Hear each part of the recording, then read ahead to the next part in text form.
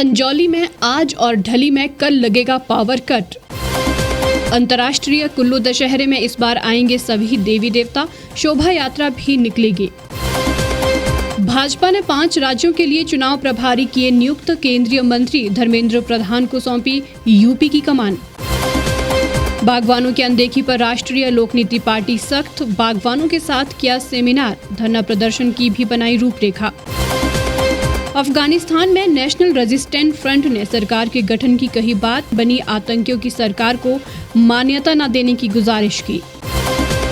और शहर को स्वच्छ रखने का जिम्मा उठाने वाले खुद गंदगी में रहने को मजबूर, वार्ड नंबर 13 कृष्णानगर की जन समस्याओं पर बोले लोग।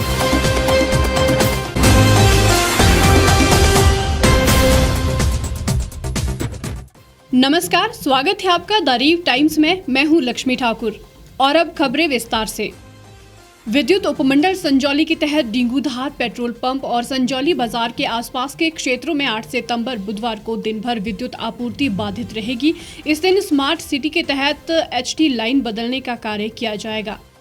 विद्युत बोर्ड के संयुक्त निदेशक ने बताया कि 8 और 9 सितंबर को मशोबरा उपमंडल के तहत HRTC वर्कशॉप ढली, ढली बाजार, सब्जी मंडी, STP ढली, दुर्गा कॉलोनी ढली, इंद्र नगर ढली, संजौली बाईपास, धोजीधार, छराबड़ा, कुफरी, चीनी बंगला, डाक बंगला, खुनी नाला, सीपुर रिट्रीट और मशोबरा के आसपास के क्षेत्रों में सुबह 10 से शाम 5 बजे तक विद्युत आपूर्ति प्रभावित रहेगी।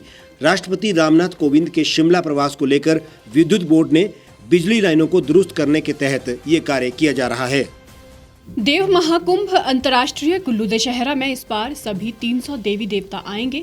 15 अक्टूबर से शुरू होने वाले इस महोत्सव में भगवान रघुनाथ की भव्य रथ यात्रा भी निकाली जाएगी और नरसिंह देव की जलेब भी निकलेगी। हालांकि देवलों की संख्या कम हो सकती है। इस बार भी परंपराएं ही निभाई जाएगी, लेकिन सभी देवी देवताओं के साथ। बीते साल मात्र 7 देवी देवताओं को ही बुलाया गया था, जबकि 1 दर्जन पहुंचे थे। दशहरे के लिए कुछ शर्तों के साथ सभी देवी देवताओं को निमंत्रण दिया जाएगा। इसमें देवरथों के साथ मुख्य कारकुन और बजंत्री ही शामिल होंगे। उपायुक्त कुल्लू और दशहरा उत्सव समिति कुल्लू के उपाध्यक्ष आशुतोष गर्ग ने बताया कि बीते साल की तरह इस बार भी न तो लालचंद प्रार्थी कला केंद्र में सांस्कृतिक कार्यक्रम होंगे और न ही व्यापारियों के लिए मेला बाजार सजेगा।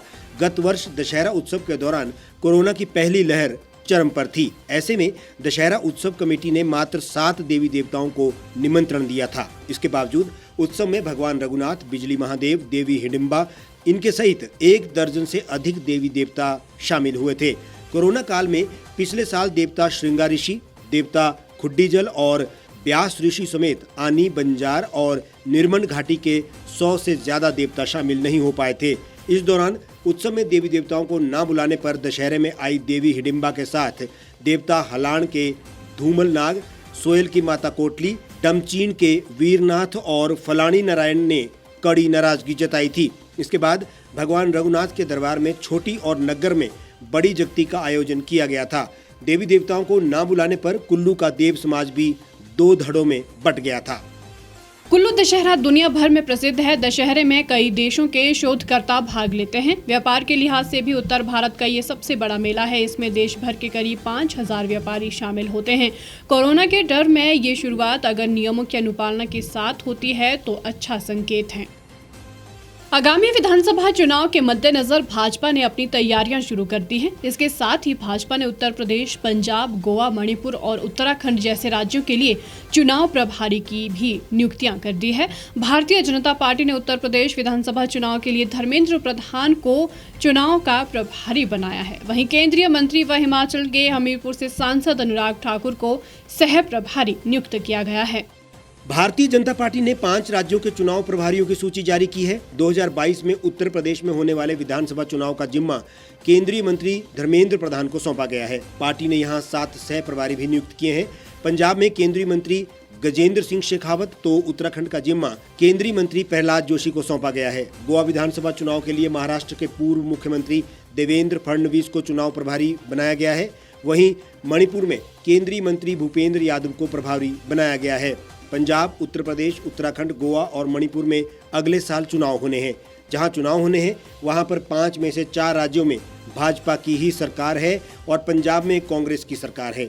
इन चुनावों को देखते हुए भाजपा ने अभी से कमर कसनी शुरू कर दी है। हिमाचल प्रदेश सरकार बागवानों के प्रति ना तो गंभीर है और ना ही वो उनकी समस्याओं को दूर करने के लिए प्रयास कर रही है। इसके चलते राष्ट्रीय लोक नीति पार्टी ने बागवानों को लामबंद करना शुरू कर दिया है और उनकी समस्याओं पर बागवानों से ही चर्चा कर संघर्ष की रणनीति बनाने की मुहिम शुरू कर दी है। राष्ट्रीय लोक नीति पार्टी बागवानों के साथ सरकार के दोगलेपन और सेब की कीमतों को गिरते स्तर पर मुखर हो गई है। पहले तो प्रेस कॉन्फ्रेंस कर सरकार को चेताया और फिर उपायुक्त के माध्यम से 7 दिन का अल्टीमेटम भी दे डाला। उसके बाद आज बागवानों के साथ आगामी रणनीति पर चर्चा की गई और समस्या का समाधान तुरंत ना होने की स्थिति पर संघर्ष की रणनीति भी तैयार कर ली गई है। इसके लिए बागवान लामबंद होकर राष्ट्रीय लोक नीति पार्टी के साथ संघर्ष के लिए सड़कों पर उतरेंगे। पार्टी ने आधिकारिक रूप से बयान जारी कर कहा कि अडानी ग्रुप को ठेका देकर बागवानों की मेहनत को भूसे के भाव बेचना कहां का इंसाफ है। सरकार का ना तो इन कंपनियों पर नियंत्रण है और ना ही अपने मंत्रियों पर, जो इतनी गंभीर समस्या पर इतना बेतुका बयान देते हैं। सरकार के विरुद्ध बागवान आक्रोशित हैं और यदि समय रहते सरकार इसे समाधान तक नहीं लाते हैं तो इसके परिणाम भयंकर होंगे। साथ ही बागवानों ने इस एक दिवसीय सेमिनार में कहा कि यहाँ हम मंथन करने के बाद पार्टी के साथ अपनी मांगों को लेकर सड़क पर आने को तैयार हैं। किसान और बागवानों के ऊपर तो हमेशा राजनीति होते हुए आ रही है और इसमें लास्ट में हमेशा बागवान ही पीसा जाता है ना।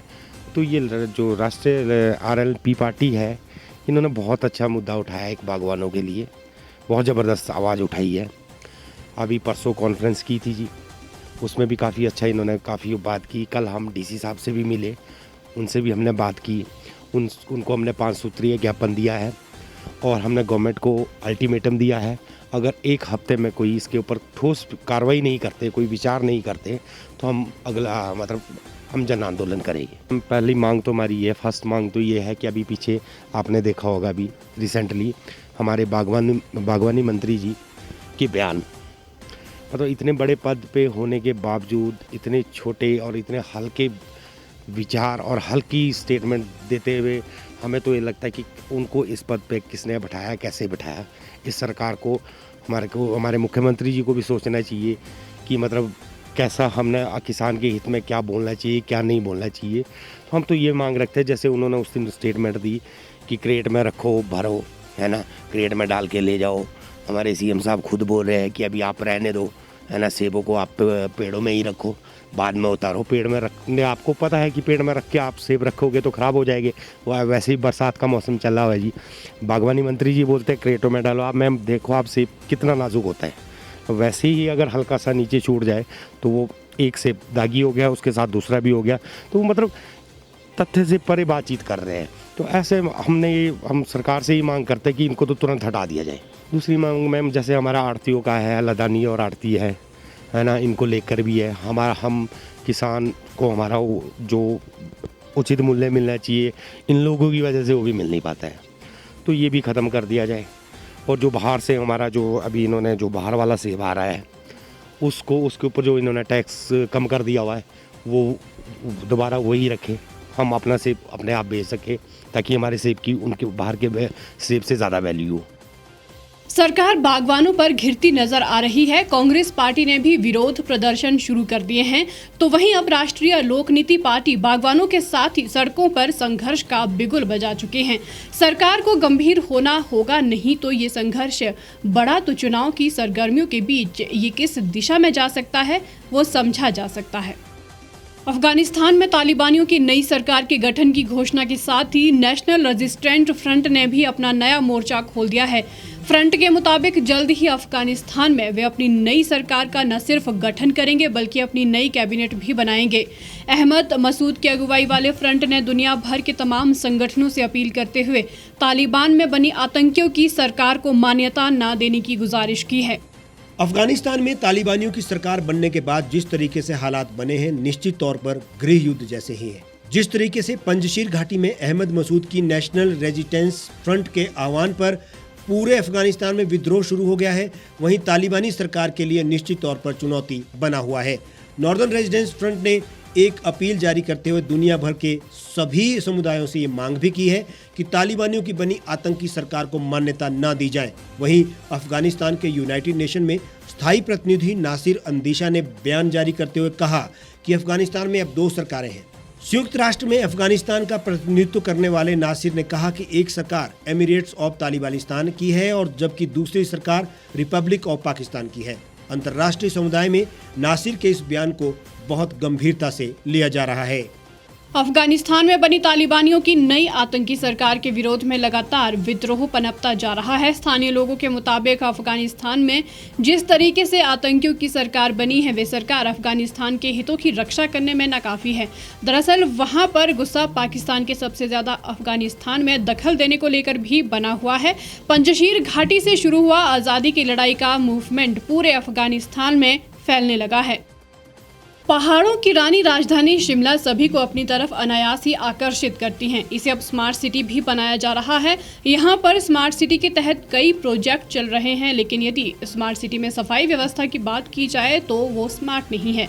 शहर के कई वार्डों में गंदगी भरी पड़ी रहती है। बात अगर वार्ड नंबर 13 कृष्णा नगर की करें तो यहाँ सफाई व्यवस्था पूरी तरह से चरमराई हुई है। शहर को साफ रखने वाले यहाँ खुद गंदगी के बीच रहने को मजबूर हैं। वहीं इस वार्ड में अन्य कई समस्याओं से भी लोगों को दो चार होना पड़ रहा है।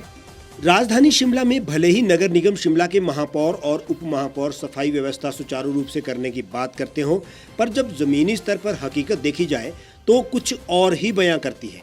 द रीप टाइम्स ने जब वार्ड नंबर 13 कृष्णा नगर का दौरा किया तो पाया कि शिमला शहर को साफ रखने वाले खुद ही किस तरह से गंदगी में रहने को मजबूर है। वहीं अगर पार्षद भी अपने वार्ड के साथ भेदभाव करे तो ऐसे में वहां के लोग किसे अपनी समस्याएं बताएं। नगर निगम शिमला के ठीक नाक के नीचे कृष्णा नगर में इन दिनों सफाई व्यवस्था बुरी तरह से चरमरा गई है। ना तो यहाँ पर सफाई की व्यवस्था ठीक है, सीवरेज की व्यवस्था खराब है, सड़कें वो खराब है। ये मतलब वार्ड में कोई भी काम ढंग से हो नहीं पा रहा। आपने कभी अपने जो पार्षद है उन्हें जी कई बार उन्हें स्पेशली बुलाया भी कि आके आप देखो तो सही, बट वो आने का मतलब कष्ट ही नहीं करते बिल्कुल भी। सर का काम होना, वहाँ पे नाले वो टूटे हुए हैं, सड़क रास्ता हमारा वो टूटा हुआ है, नाले में सफाई नहीं होती, कितने कितने दिन नाले से निकलना मुश्किल हो जाता है। नाले आगे तक कर रखे, हमारे रास्ते ब्लॉक कर दिए हैं उन्होंने। तो जो आपकी जो समस्या है वो आपने कभी अपने जो पार्षद है उनसे बहुत बता के थक गए, बहुत ज़्यादा एप्लीकेशन भी दे के थक गए। नालियाँ भरी हो जा रही पूरी, यहाँ का सुपरवाइजर काम नहीं करा था, कोई बंदे आते शराब पीते चले रहते हैं, बस काम कराते नहीं कोई भी। अगर बोलते अपना करेंगे हम, आपका मतलब कोई नहीं बोलने का, क्या बोलेंगे हमको। यहाँ पर नियमित तौर पर सफाई न होने से गंदगी पसरी रहती है। ऐसा नहीं है कि इस वार्ड में लोग सिर्फ गंदगी की समस्या से परेशान हैं। यहाँ पर ना तो सीवरेज की सही व्यवस्था है और ना ही स्ट्रीट लाइट्स की, जिसकी वजह से यहाँ के लोगों को परेशानियों से दो चार होना पड़ रहा है।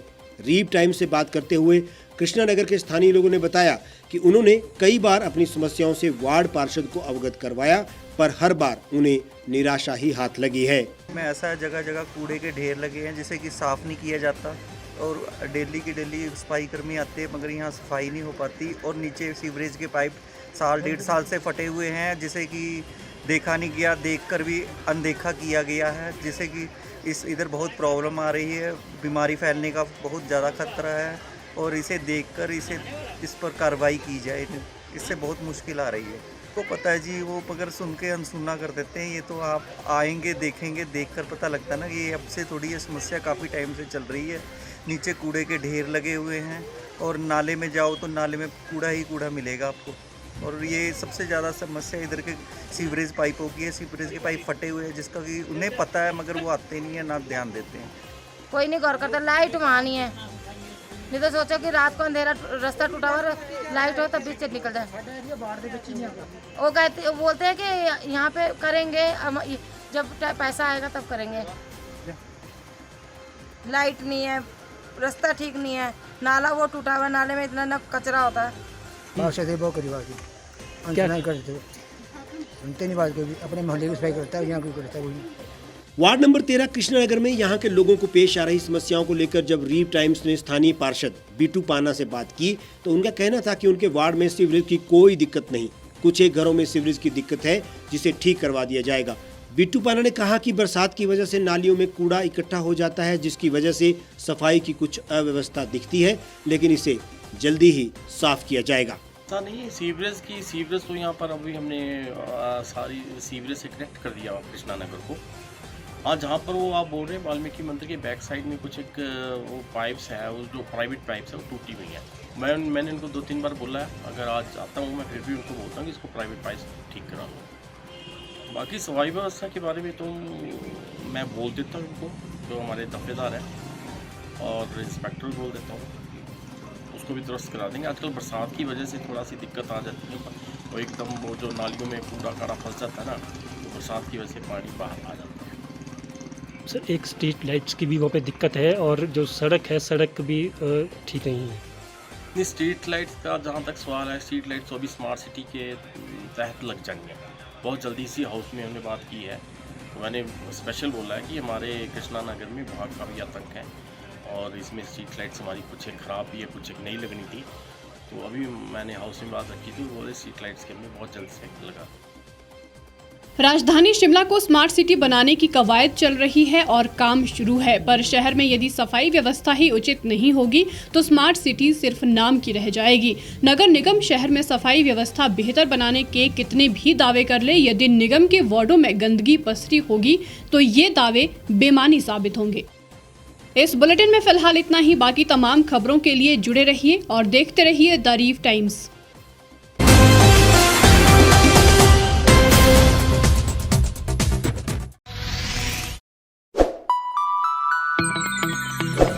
खबरों में बने रहने के लिए सब्सक्राइब करें द रीव टाइम्स, लाइक और शेयर करना ना भूलें। गांव की चौपालों से लेकर संसद के गलियारों तक, गृहिणी के चूल्हे से लेकर निवेश और बाजारों तक, किसानों के हाल से लेकर खेत और खलिहानों तक, शिक्षा और स्वास्थ्य से लेकर खेल के मैदानों तक, संसद के प्रधान से लेकर पंचायत के पंच तक, सेंट्रल हॉल से लेकर ग्राम सभा के मंच तक, हर खबर पर रहेगी हमारी पैनी नजर।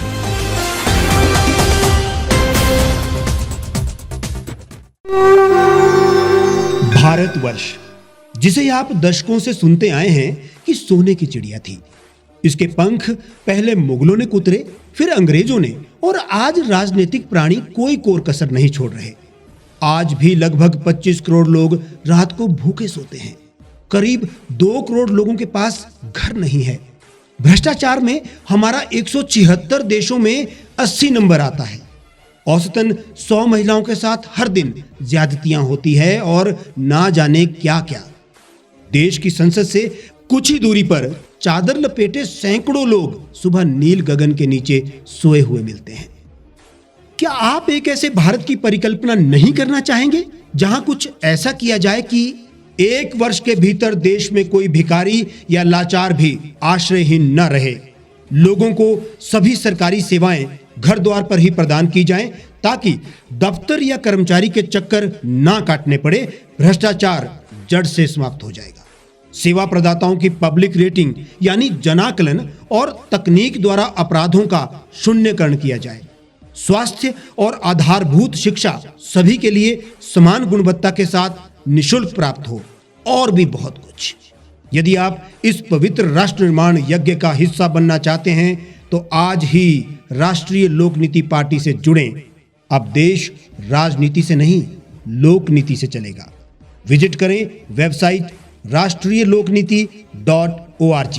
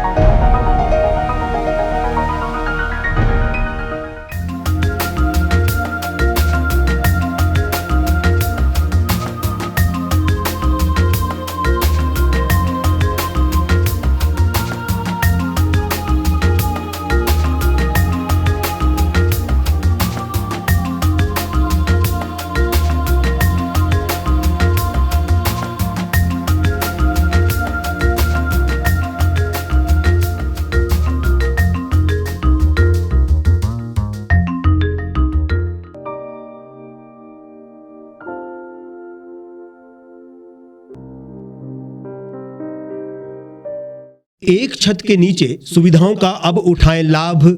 रीव ई मार्ट में अब पाएं अपनी रसोई के लिए गुणवत्ता और सस्ते दामों पर राशन सामग्री। दालें हो या हो मसाले, आपका किचन ई मार्ट संभाले। उच्च गुणवत्ता और दामों में बेहतरीन रीव ई मार्ट में पधारें और पाएं अपनी पसंद के सभी उत्पाद, या फिर करें ऑनलाइन ऑर्डर और पाएं घर द्वार पर ही सुविधा। आज ही संपर्क करें फोन नंबर 8219694079 पर, बाईपास रोड, शनान, संजौली, शिमला।